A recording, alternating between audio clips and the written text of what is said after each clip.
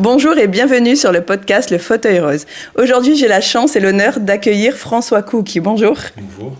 Enchanté. Donc du coup, François Couky est là parce qu'il a écrit un livre qui s'intitule De toute éternité. Qu'est-ce que tu peux nous dire sur ce livre ? On t'écoute. Ce livre, c'est un recueil de nouvelles. Donc c'est 12 nouvelles en bilingue, il est bilingue, donc De toute éternité, le titre corse Da quando o mondo è mondo. Et voilà, on est pour la plupart en atelier d'écriture.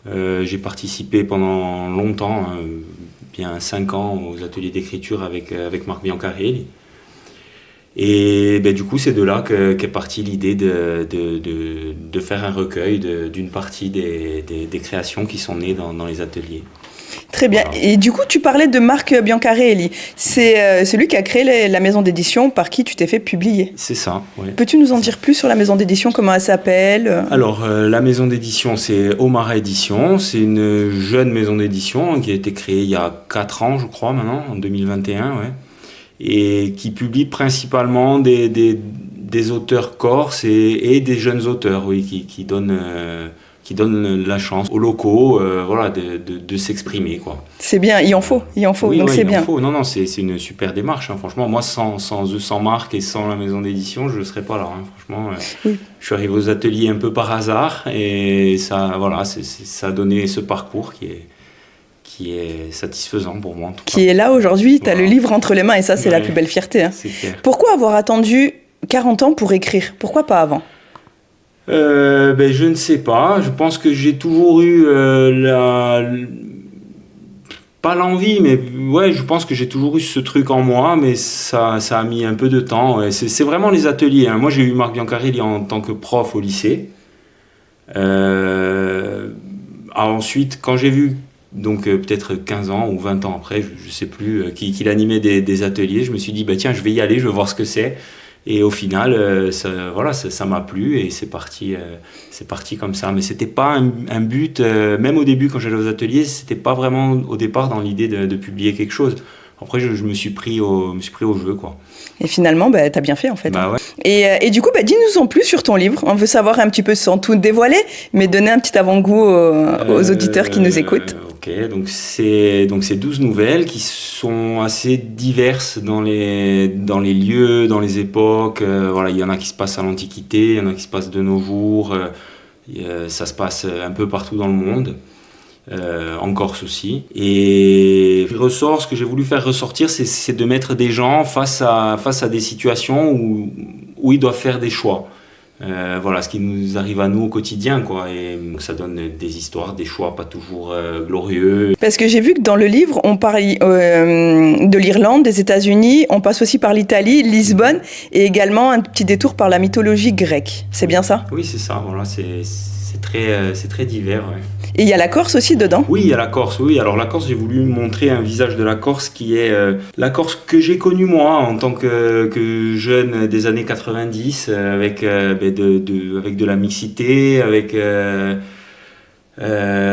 tout ça, ce que je trouve un peu absent souvent dans les représentations culturelles qu'on se fait. Donc c'est vraiment ça que j'ai voulu montrer. Ouais. Parce que la Corse d'avant te manque, c'est des années 80. Ouais. Du coup, ça te manque peut-être les mentalités Oui, mais aussi surtout de montrer qu'on a souvent un schéma culturel qui est celui du 19e siècle en Corse, et on le tient pour vérité absolue.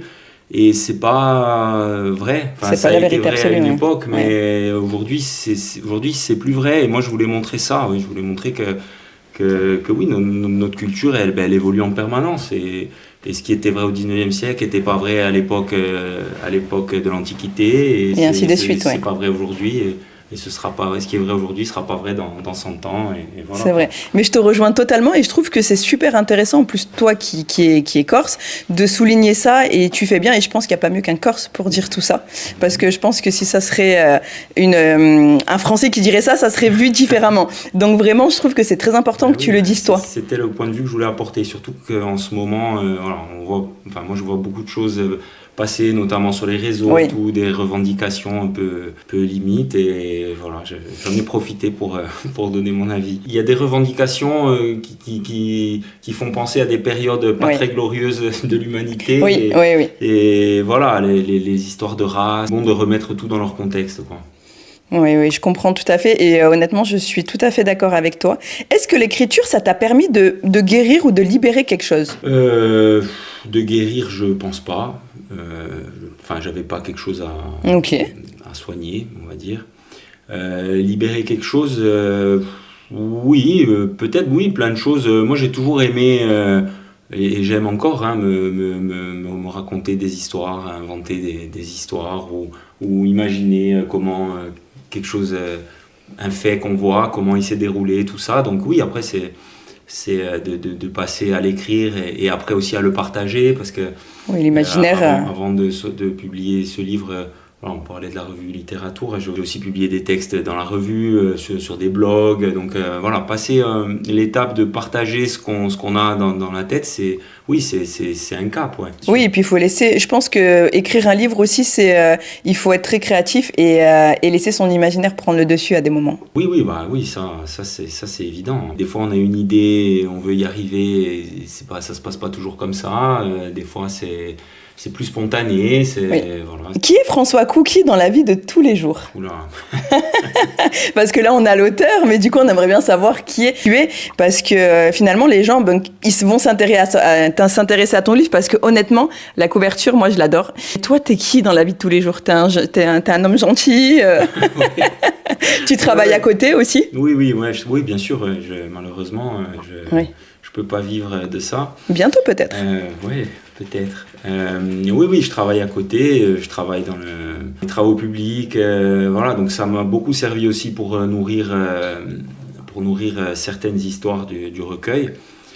Je viens de ce milieu-là, du milieu du travail, et j'ai voulu le mettre en valeur aussi dans le recueil. On n'en a pas parlé tout à l'heure, mais c'est vraiment quelque chose que j'ai voulu mettre en valeur, parce que ce qu'on parlait de la société tout à l'heure, c'est vrai aussi que ça en fait partie. C'est pas du tout mis en lumière aujourd'hui, et pourtant c'est un monde qui est fantastique. Voilà, le monde ouvrier, moi c'est quelque chose qui m'a formé.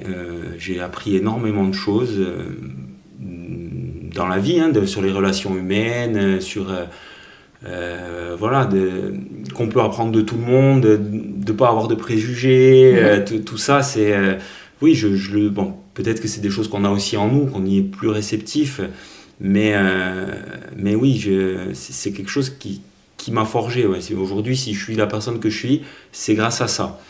Et donc, je le renie pas, j'en suis fier même d'être passé par là. Et aujourd'hui, j'espère que dans ce recueil, les quelques nouvelles qui touchent à ce milieu-là, rendront hommage à sa juste mesure, quoi. Ouais, j'aime beaucoup ce que tu dis, parce que justement, parce qu'à l'heure où on fait cette interview, il y a ma fille qui a 16 ans avec nous, et c'est vrai que c'est important de souligner ce que tu as dit, parce que le monde du travail, il est important, et aujourd'hui, on a vraiment l'impression aussi que tout est facile dans la vie. Alors que tout n'est pas si facile que ça. Il faut travailler, et je pense que c'est important que tu le soulignes. Ah ben oui, c'est sûr, il faut travailler. D'ailleurs, même pour publier un bouquin, il faut travailler, c'est des heures et des heures. C'est pas on s'assoit et on écrit, quoi. C'est voilà, des heures de travail, de retouches, avec l'éditeur, du travail éditorial. On envoie les textes, il nous envoie des suggestions, on doit retoucher, on doit modifier certains passages, même si des fois ça nous fait mal. Oui, parce que c'est touché à notre texte. Mais bon, c'est comme ça, il faut apprendre à écouter les remarques, les conseils, quand c'est bienveillant, bien sûr, mais oui, il n'y a rien qui vient sans travail. Après, il y en a qui ont de la chance, qui sont des privilégiés, mais globalement, on est tous un peu logés à la même ancienne. Travail, c'est ça. Hein, chaque travail va nourrir des fruits, va être des graines que tu vas planter. Et je voulais rebondir sur ce que tu disais justement par rapport au travail. Finalement, en fait, on n'écrit pas pour devenir riche, on écrit pour être lu. Oui, on écrit pour être lu. Oui, pour passer un message aussi.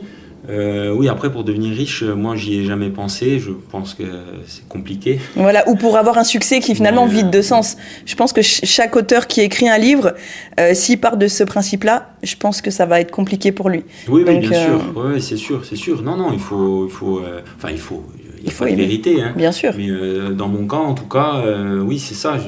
C'est de faire passer un message qui est plus ou moins ce que je viens de dire. Hein. Donner sans attendre en retour, finalement. Voilà, ouais, c'est ça. Et donc, du coup, dans la vie de tous les jours, tu nous as dit que tu travaillais, que tu étais un homme gentil, donc ça, c'est bien. Et tu as des enfants aussi. Oui. Tu en as deux ? Deux enfants. Tu es marié ? Oui. Du coup, est-ce que tes enfants, tu les incites à écrire ? Non. Non. Non, enfin, bon, le petit, il a que 3 ans. Oui, il a le temps. La grande, elle a 11 ans. Alors, moi, je ne l'incite pas à écrire. J'essaye de la pousser au moins vers la lecture parce que c'est important. Voilà, c'est important d'avoir, je rebondis sur ce qu'on disait tout à l'heure, parce que avoir l'accès pas que la lecture, la culture en général, tout ça, je pense que ça ouvre l'esprit des gens. Oui. Et donc, la position que j'ai par rapport à ce bouquin qui se veut d'ouvrir une vue sur un monde qui est un peu oublié, si ça peut aussi permettre à certaines personnes, par ce biais-là, d'accéder à lire ce livre et après peut-être d'en lire d'autres et mettre un pied là-dedans, ben voilà, ça serait une victoire pour moi, quoi. Et mes enfants, c'est ce que j'essaie de leur montrer. Ma fille, elle a 11 ans, donc elle voit tout ce qui se passe, elle a vu tout le travail que ça a demandé, tout ça. Et bon, c'est vrai que ça l'intéresse. Là, en ce moment, elle aime bien, elle fait ses petites histoires, elle me les montre. Donc oui, j'espère que ça lui plaira. Ouais. Après, voilà, sans aller vouloir, comme on disait, faire fortune ou quoi que ce soit, mais c'est beau, je trouve, d'influencer nos enfants dans ce schéma-là. Alors, bien entendu, sans aucune obligation pour eux, les pauvres, mais parce qu'avec les réseaux sociaux, aujourd'hui, ils sont noyés. Et ça, les réseaux sociaux, il y a de l'information, certes, mais ça ne va pas nourrir l'intellectuel, l'intellect. On va pas... Enfin, ça va laisser des lacunes, pas des séquelles, mais des lacunes. Donc je trouve aussi d'avoir... Bon, moi, je lis beaucoup, mes enfants sont beaucoup écran, oui. Ouais, bon, après, mais après, ils ont 16 ans et... on ne peut pas les empêcher. C'est ça. Mais il faut leur montrer qu'il n'y a pas que ça. C'est ça, voilà, exactement. C'est où je voulais en venir. Donc, tu as répondu finalement à ma propre question. Merci François, merci beaucoup. Quel conseil tu donnerais aux personnes qui souhaitent écrire mais qui n'osent pas ? Qui n'osent pas, je dirais que si moi j'ai réussi, tout le monde peut y arriver. Non, quelqu'un qui veut écrire, vraiment, moi ce que je conseille, c'est les ateliers d'écriture. D'accord, et encore s'il y en a du coup Oui, il y en a pas mal. Moi je fais partie de l'association Littérature qui en anime, hein, plusieurs sur la région, mais même sur la Corse. Mais il n'y a pas que cela, il y en a pas mal. Je pense qu'en Corse, quelqu'un qui veut s'exprimer, qui veut essayer de rentrer dans ce truc-là, il a les moyens. Et se trouve où l'association que tu dis ? Alors nous on a un local à Ghisonaccia. D'accord. Qu'on partage avec la maison d'édition, Omara. Après, on est un peu, les membres, on est un peu éparpillés sur toute la Corse. Et voilà, les ateliers, comme ça de mémoire, hein, il y a des ateliers sur Porto Vecchio, sur Sainte-Lucie de Porto Vecchio. On va en mettre en place à Ghisonaccia aussi. Il y en a sur Bastia. Voilà, donc c'est bien, ouais. C'est super intéressant. Mais il y a des critères pour y accéder ou pas du tout participer. Oui, c'est ça, tout à fait. Non, il suffit de s'inscrire. Tout simplement. Voilà, vous ne demandez pas que les gens aient un bac ou... non, pas du tout. Voilà. C'est ouvert à tout le monde, à tout public qui a envie d'écrire. Ouais. C'est très intéressant du coup. Je vais m'y inscrire. Oui, non, c'est super. Je ne savais pas que ça existait. Et puis on apprend plein de choses. Vraiment, oui, c'est trop bien. On apprend plein de choses. On est aidé par des gens qui sont des écrivains, qui sont publiés, voilà, on a des relectures sur les textes, on arrive en atelier, on échange avec d'autres personnes aussi qui nous enrichissent. Moi franchement, sans les ateliers, je serais pas là. Et j'en profite, je remercie tous mes amis de l'atelier, parce qu'après ça crée des liens aussi qui sont assez forts, même si on se voit pas souvent et tout. Mais oui, c'est vraiment une belle expérience. Ouais. Et toutes les personnes qui veulent écrire... c'est un super outil. En général, en atelier, il y a un thème. Après, chacun va dans son style. Ouais. D'accord. Ouais. C'est intéressant du coup de le souligner, parce que du coup, on mettra tout ça en lien. L'association, le nom, les numéros de téléphone, s'il y a. Et du coup, comment si ton livre intéresse les gens, du coup ta personne et ton livre, où c'est qu'ils peuvent retrouver ce livre à l'achat? Alors le livre, il est en librairie. Principalement en Corse? Oui, en Corse. Ok. Oui, uniquement en Corse. Après, il est possible de le commander sur le site des éditions Omara. Ok, parfait. En vente en ligne. Ok. Et voilà. C'est déjà bien. Ouais. Et toi, tu en as peut-être si des gens veulent t'envoyer un message sur Facebook, ils peuvent peut-être passer par toi?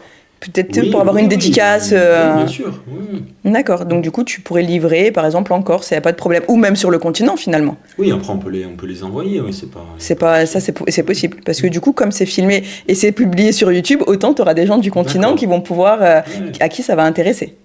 Oui, bien sûr. C'est parfait. Écoute, je te remercie. Si tu as quelque chose à rajouter, on t'écoute, une dernière phrase, un dernier mot. Non, merci pour l'invitation. Avec plaisir. Je suis très content de participer. J'aime pas trop parler, je préfère écrire. T'as super bien parlé finalement. C'était parfait. Non, merci à toi aussi. Sincèrement, c'était un bon moment. Et je te dis à bientôt. Et peut-être aux ateliers d'écriture, on se retrouvera alors. D'accord, avec plaisir. Merci beaucoup François. À bientôt.